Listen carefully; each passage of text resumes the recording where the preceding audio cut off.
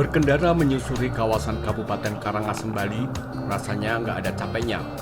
Soalnya jalurnya keren, pemandangannya asik, dan udaranya juga segar. Sesampai di Kecamatan Bedandem, masih di Kabupaten Karangasem, suasana desa Bali makin kerasa kental. Rumah dan pagarnya khas Bali banget. Kadang tercium juga samar bau dupa. Ya, namanya juga Bali. Rasanya nggak lengkap kalau tidak ada bau dupa.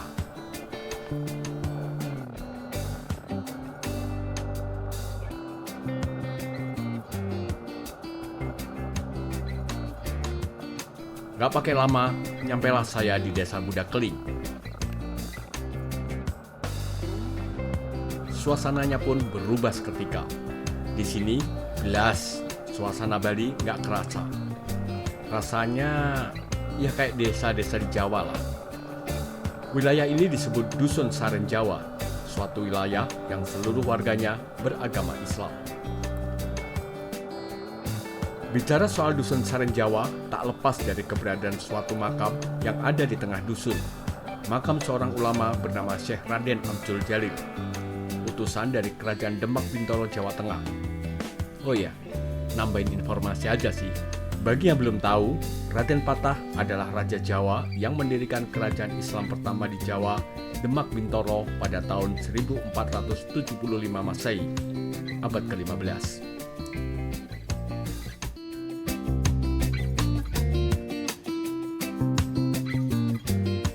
Yang unik dari makam Syekh Raden Abdul Jalil adalah ada 4 nisan, 2 di satu sisi, 2 lagi di sisi lainnya. Menurut cerita sesepuh dusun, makam seperti ini menandakan makam seorang yang sangat dihormati. Selain makam Syekh Raden Abdul Jalil, terdapat juga 2 makam lain, yaitu makam Kiai Haji Daud, pengawal sejak Syekh Raden Abdul Jalil, dan Jerul Tauman, istri Syekh Raden Abdul Jalil. Menurut cerita rakyat setempat, dikisahkan Raden Patah dari Kerajaan Demak Bintoro mengutus seorang ulama untuk menyebarkan agama Islam di Bali, yaitu Syekh Raden Abdul Jalil. Dalam rentang waktu kedatangan beliau ini, kebetulan di sini sudah muncul huru-hara. Yang pada saat itu konon katanya sapi besar, yang sapi ini muncul secara tiba-tiba, mungkin datangnya dari Gunung Agung juga. Nah, warnanya putih, akhirnya di sini lumayan banyak memakan korban, ya baik ladang, baik manusia.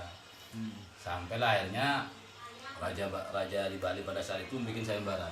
Siapa yang mampu membunuh sapinya ini akan diberikan tanah untuk bertempat tinggal.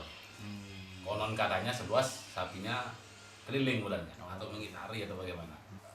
Karena raja ini sudah membuat sayembara seperti itu, datang Raden Abdul Jalil, akhirnya beliau diarahkan untuk ke timur, untuk mengikuti sayembara ini. Timur Bali. Alhamdulillah, dengan izin Allah beliau mampu menaklukkan sapi yang ngambil tersebut. Nah, alhamdulillah akhirnya dengan beliau mampu menaklukkan sapi ini, akhirnya beliau berhak mendapatkan hadiah yang sudah disiarkan oleh Raja Bali pada saat itu. Tak jauh dari makam Syekh Raden Abdul Jalil, dijumpai juga masjid yang dahulu dibangunnya. Di dalam masjid didapati suatu mimbar yang konon adalah mimbar yang dahulu digunakan untuk menyampaikan khutbahnya. Tak hanya itu, beberapa benda peninggalan Syekh Raden Abdul Jalil yang masih ada, kini masih tersimpan rapi. Di antaranya kitab-kitab agama, tombak, dan ini yang istimewa. Itu apa? Ini tongkat komando, yang turun warisan dari Raden Abdul Jalil. Tongkat komando ini paling jarang dikeluarkan sama saya ingat tuh. Sama almarhum kakek saya ataupun almarhum bapak saya. Sangat paling jarang dikeluarkan.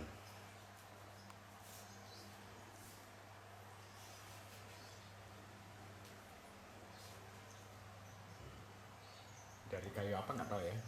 Arab ini. Oh kayak. Mungkin insya Allah kayu Sulaiman Arab ini, insya Allah. Ini kan tulang unta ini. Cuman yang unik itu besi ini masuk ke sini dia. Nembus gitu maksudnya. Iya, nembus. Kayak sate jadinya.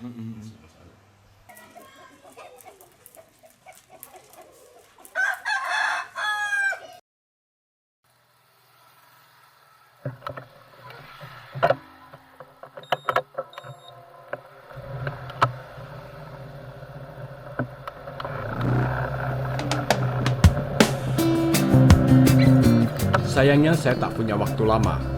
Ya, cuma sekitar sejaman lah. Waktu segitu mana cukup untuk mengungkap tentang sosok yang dimuliakan warga desa Sarenjawa secara utuh. Sumber informasi satu-satunya yang saya dapat, ya cuma dari keterangan tokoh warga desa. Gak ada lagi sumber informasi lain sebagai penguat ataupun pembanding. Oleh karena itu bagi saya pribadi, sosok Syekh Raden Abdul Jalil masih berada di ranah misteri.